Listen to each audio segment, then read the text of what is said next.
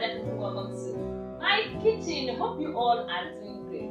Today let's make birthday cake on a budget. With few ingredients you can achieve this cake and the taste was so amazing. So without further ado, let's dive right into the preparation. Please don't forget to give this video a thumbs up, subscribe if you have not, and let's do it together.